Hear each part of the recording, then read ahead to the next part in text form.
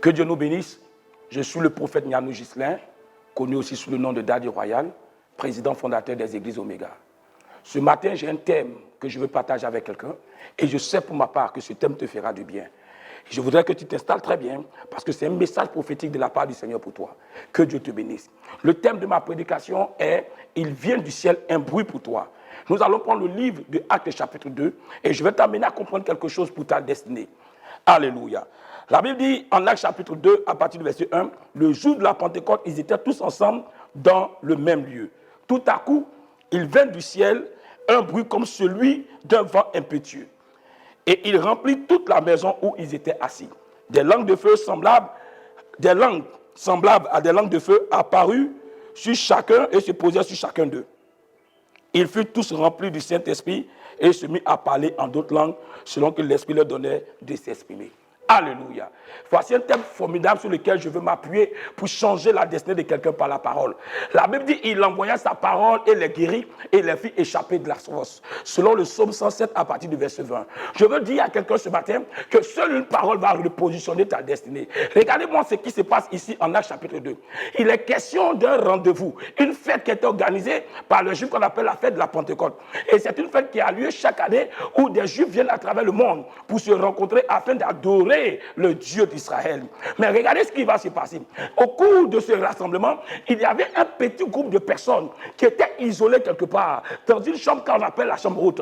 Personne ne s'intéressait à eux. Personne ne les regardait. Pendant que ce groupe était isolé, dans la ville de Jérusalem, il y avait du monde. Il y avait des festivités dans les rues. Il y avait le bruit des voitures. Il y avait le bruit des animaux. Il y avait le bruit de tout ce qui peut s'imaginer. Pendant que dans la ville, tout le monde s'agitait pour pouvoir se faire plaisir. Pendant qu'on célébrait certaines personnes dans la ville, il y a quelque part dans la même ville un groupe de personnes isolées qui étaient déconnectées du monde. Personne ne portait des regards sur eux parce qu'ils n'avaient rien pour plaire, ils n'avaient rien pour accrocher, ils n'étaient même pas des hommes instruits, ils étaient des hommes méprisés. Mais quelque chose se préparait pour eux. La Bible dit, pendant que ces personnes étaient dans cette chambre haute, il s'est passé un événement. L'événement qui a eu lieu a dérangé l'environnement de Jérusalem. Ce matin, je veux t'annoncer que quelque chose qui va t'arriver va déranger ton environnement. Si tu es d'accord, dis-moi Amen.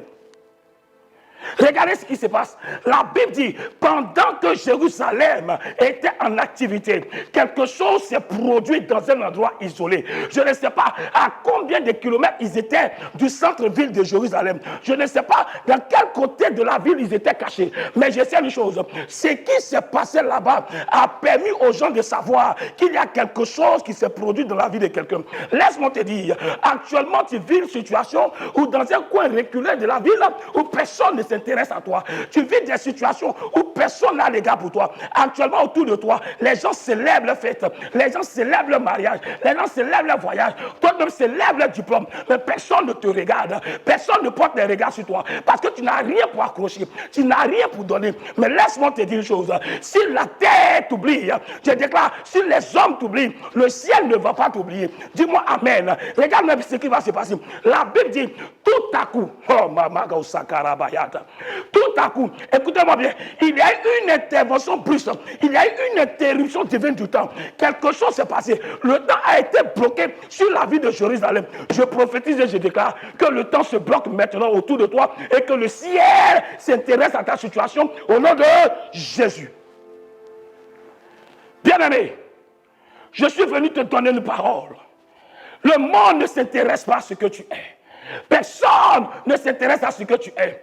Mais laisse-moi te dire, une personne qui est méprisée, qui reçoit la faveur du ciel, est une personne qui est approuvée par la suite des hommes. La Bible dit, c'est sans contredire le mystère.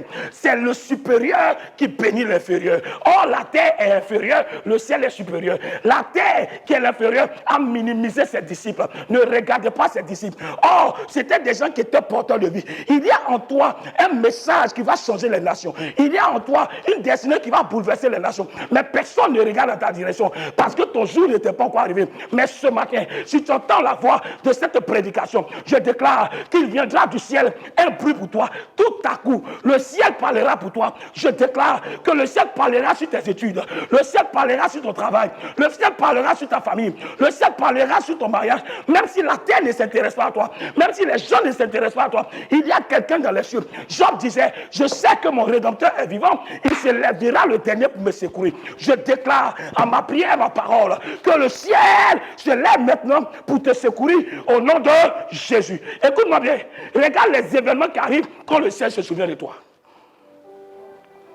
La Bible dit, la maison où il était rassemblée fut remplie du Saint-Esprit. Le ciel est venu remplir leur vie.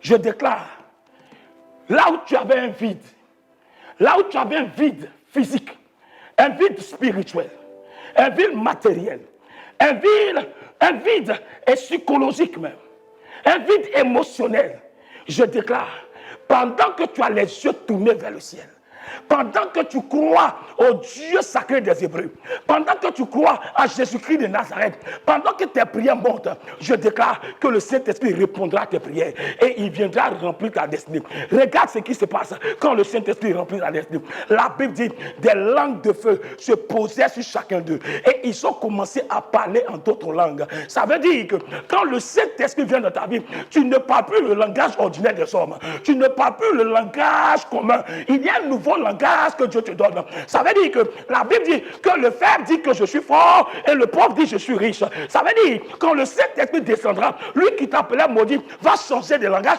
il t'appellera béni. Parce que ton langage changera, ton allure changera, ta position changera, ta destinée changera. Dis amen et que cela t'arrive au nom de Jésus-Christ de Nazareth. Mosi Karabahat. Bien-aimé, je suis venu te dire, rien n'est encore fini pour toi. Rien n'est encore fini. Pendant que des gens célébraient la fête dans les rues de Jérusalem, 120 personnes qui étaient aux oublis du monde, mais n'étaient pas aux oublis de Dieu. Dieu ne les avait pas oubliés. Parce qu'il y avait une promesse sur leur vie. Laisse-moi te dire une chose. Tu ne mourras pas tant que ta promesse sur ta vie ne s'accomplira pas. J'ai dit, parce que tu as une promesse sur ta vie, tu ne mourras pas sans que cela ne prenne forme. Tant que la promesse du ciel est permanente sur toi, tu ne mourras pas. Quelles que soient les circonstances, David savait qu'il ne pouvait pas mourir face à Goliath parce qu'il avait reçu la promesse de la royauté. Quel que soit le géant qui se présente devant toi, des difficultés, sache que tu ne mourras pas à cause de la promesse que l'Éternel t'a promis, à cause de la promesse qu'il t'a donnée, à cause de la promesse qu'il t'a fait. Donne-moi un amen et que cette promesse devienne chère dans ta vie au nom de Jésus-Christ. Regarde ce qui va se passer encore. La Bible dit que les gens qui étaient dans la ville, qui s'occupaient à leurs différentes activités, au verset 6, la Bible dit, au bruit qui eut lieu, la multitude accourut et elle fut confondue. Regarde, ceux qui t'ont méprisé hier, à cause du bruit que le ciel fera en ta faveur, ils viendront, ils seront confondus. Ils viendront et ils seront surpris. Ils viendront, ils seront étonnés. Ils se demanderont, cette femme que nous avons laissée ici, cet homme que nous avons laissé ici, n'est-il pas devenu une autre personne? N'est-il pas devenu un nouvel personnage? Écoute-moi bien, la Bible dit, lorsque Saül a rencontré le prophète Samuel, quand il a quitté la présence du prophète Samuel, Dieu l'a changé à un autre homme. Je déclare, quand le Saint-Esprit vient sur toi, tu changes à une autre personnalité. Regarde, l'Éternel transforme ta vie. Toi qui étais malheureux, tu deviens maintenant bienheureux. Toi qui étais oublié, tu rentres dans le souvenir de l'Éternel ce matin. Au nom puissant de Jésus-Christ de Nazareth. Je vois tes ennemis venir maintenant vers toi. Je vois des gens qui t'avaient laissé venir, ils commencent à courir pour venir à ta direction. Des gens qui ne croyaient pas que quelque chose de bon pouvait venir de toi commencent à venir vers toi à cause du bruit de ce qu'ils entendent venant de toi. Écoute-moi bien, la ville de Jérusalem avait déjà des bruits. Je me suis posé la question pour dire, mais dans la ville où il y a des multitudes, où il y a des millions d'hommes, il y a déjà des bruits. Les bruits des animaux, les bruits des hommes, les bruits des anciens, si je peux le dire. Il y avait déjà des bruits dans la ville. Mais la Bible dit, au bruit qui eut lieu, tous accourus et furent confondus. Ce qui veut dire que quand le bruit de ton miracle va descendre, le bruit de ceux qui t'avaient dévancé ne sera rien face au bruit que l'Éternel va accomplir dans ta vie. Ton bruit va écraser les bruits qui t'ont dévancé. Ton bruit va arrêter les bruits qui étaient en cours d'exécution. Ton bruit va s'imposer. Je déclare que maintenant, le bruit de ta destinée écrase le bruit de tes ennemis. Écrase le bruit de ceux qui t'avaient dévancé. Écrase le bruit de ceux qui n'avaient pas cru en toi. Ceux qui ne te regardaient pas, je déclare qu'ils retournent vers toi par la puissance de Dieu au nom de Jésus-Christ de Nazareth. Tu parleras un nouveau langage. Regarde, je vois ton langage changer. Tu parles maintenant le langage de la prospérité. Regarde, tu parles maintenant le langage de l'élévation. Tu parles maintenant le langage de la multitude. Tu parles maintenant le langage de l'extension divine. Tu parles le langage de l'accroissement physique, financier, spirituel. Que ton langage change maintenant. Si ce message t'a fait du bien, je voudrais que tu bénisses le Seigneur. Car ceux qui t'ont méprisé hier viendront, ils accourront vers toi à cause de ce que Dieu a fait dans ta vie. Et je termine, la Bible dit, ils étaient tous dans l'étonnement et dans la surprise. Je prophétise une saison d'étonnement et de surprise dans le camp de tes adversaires à cause de ce que le Seigneur va faire pour toi. Écoute-moi bien, un homme t'a abandonné pour lequel tu pleures, regarde au ciel. Le ciel te donnera un autre bruit qui va faire que celui qui est parti va regretter ce qu'il t'a fait. Écoute-moi bien, tu as perdu un travail, ne t'inquiète pas. Le ciel fera un autre bruit pour te donner un autre travail qui va écraser le premier travail qu'on t'avait donné. Laisse-moi te dire, la Bible dit, la gloire de la seconde maison est plus grande que celle de la première. Les autres bruits ont eu des effets. On les a célébrés. Mais pour toi, le monde sera arrêté. Le monde va courir et le monde sera dans l'étonnement. Je déclare cela sur ta vie au nom de Jésus-Christ de Nazareth que j'ai prié pour toi. Amen. Que Dieu te bénisse. Rendez-vous très bientôt pour que Dieu change la destinée de quelqu'un. Si ce message t'a fait du bien, tu peux m'appeler si c'est différents contacts qui vont s'afficher au bas de l'écran. Et nous sommes situés en Côte d'Ivoire, en Abidjan, dans la commune de Yopougon. Que Dieu vous bénisse. Shalom.